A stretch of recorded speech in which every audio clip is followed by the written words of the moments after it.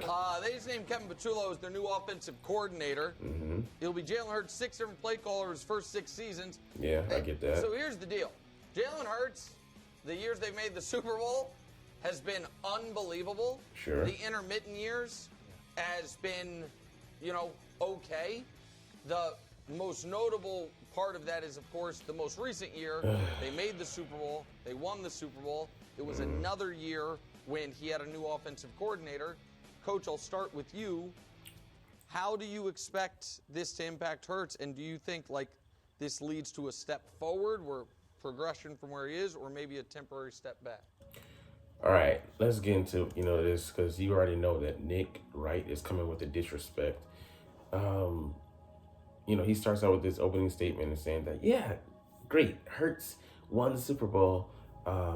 He played outstanding in those years, the 2 years in 2022 and this year in 2024. But the other years, he's just been okay. Bro, he was a MVP candidate in 2023, starting out with a 10-1 record. And yes, we fell through the roof, a historic collapse. Only the likes have been seen a handful of times. We were the most epic with it. But the defense was a bottom 5 unit. And you saw them being the number 1 unit, the world of difference it made in a bounce back year.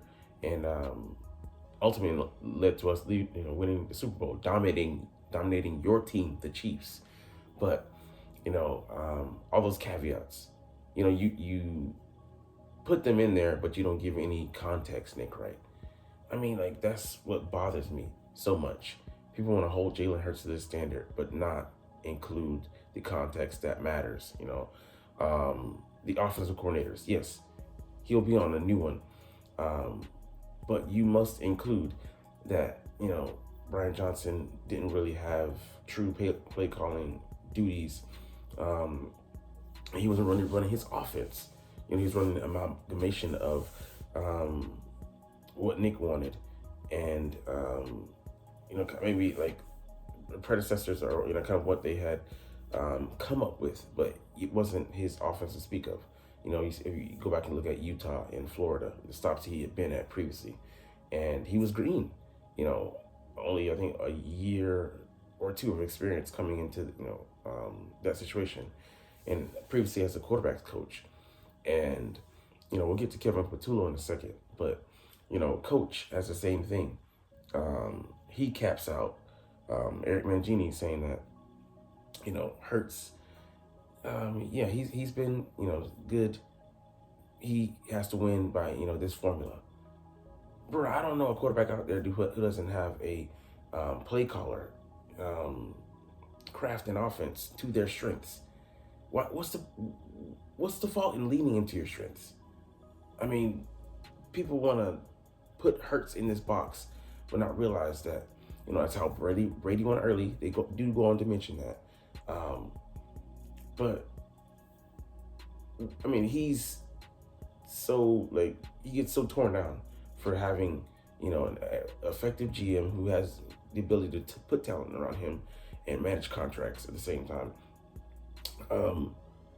and playing with talented players. That's not his fault, that he's put in that situation. Your GMs have the same amount of time, the same cap to work with that Howie Roseman does, and yet they can't get it accomplished. Whose fault is that? Just being a pure hater. So he's saying that Hurts has to cap out at 30 throws, and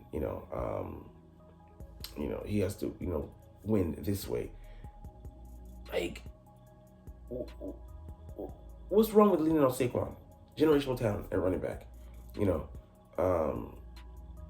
and yeah, he's shown that he can come out and throw it.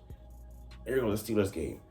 But why, when something is working, we'll get to that later in a later video, do you guys want Jalen Hurts to win like this? But of course he has to take a step forward. But I do agree with what Coach is saying, that because he's had a wealth of coordinators at his disposal, that going back to college, he's had a baker's dozen of coaches at the offensive helm to kind of redistribute, re-stratify. He his views, because I mean it's just been year in and year out. These guys, Hurts gets these guys jobs, and then they go on and he has to learn a new offense. But Kevin Patullo, hopefully he stays for a while. He has been with Nick Wright since the beginning and at previous stops like Indianapolis, and he said himself he's gonna come out and try and evolve the offense. You can't say the same. He's not gonna try to win the same exact way, but hopefully they don't lose sight of what the offense is. And I do agree with Mancini.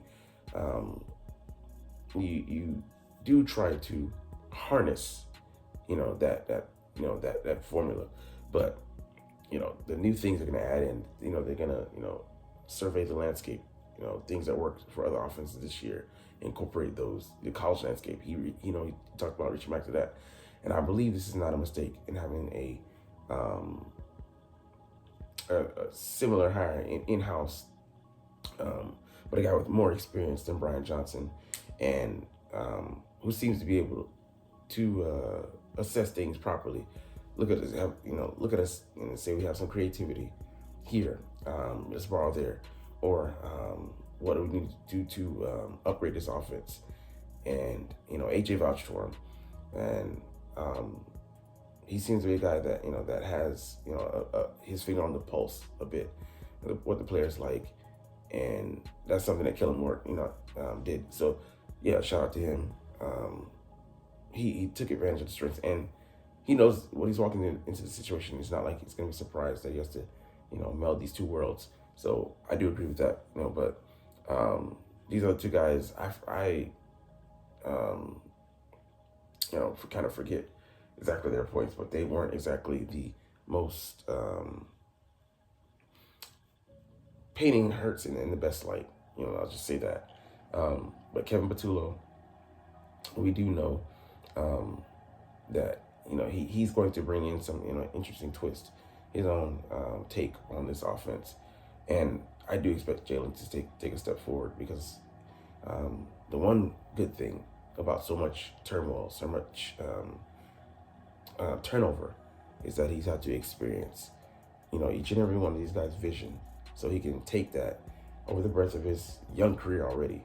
I think it's be his 6th year going in as a starter, that he can say, hey, I like this, this, and this. Can we, put in some of this? And with him having to get used to those offenses, that hopefully he can unify those visions under one banner, help give direction to the coordinator, the things that he likes, and play to his strengths. We have a strong run game. We have a strong O-line. We have weapons on the outside. A good blocking tight end. We have a third wide receiver. We can also add to this offense. And how are you going to add in most likely Kenneth Gainwell's backup, Will Shipley? How is he going to factor into the equation with the talents that he has as a fast guy, 4.39 in the 40, and with his hands and ability route running. So man, I'm excited the way this offense is going to look. And I love the things they borrow from others. And, a guy who wasn't seen to be able to do it, Kellen Moore, he was able to get it done this year by changing, his mindset, by running more, committing to that. They commit to the run game. And I hope that they're able to take advantage of Saquon's talents truly, and allow him to run some option routes out of the backfield, and make more use of the running back out of the backfield. So we'll see how things are going to, change and morph in this offense. But I'm excited. I wasn't on board initially because I didn't know too much about Kevin Patullo. Still don't know that much, and we're going to see more fleshed out. But we'll see how he ingratiates himself to the city and to the fans who, are going to be, nipping at his heels, for another championship. But like I said, what is their approach going to be? And what is his offense going to look like in a new year, new play caller? But as long as he's not going to be someone who just kowtows to Nick, and he's running his offense. And that's fine. But like I said, we have yet to see that and truly don't know what he's bringing to the table. But we shall see. And thanks to the failure of 2023, we know that they're not going to sit on their laurels and be happy with just the status quo and spitballing ideas at the water cooler.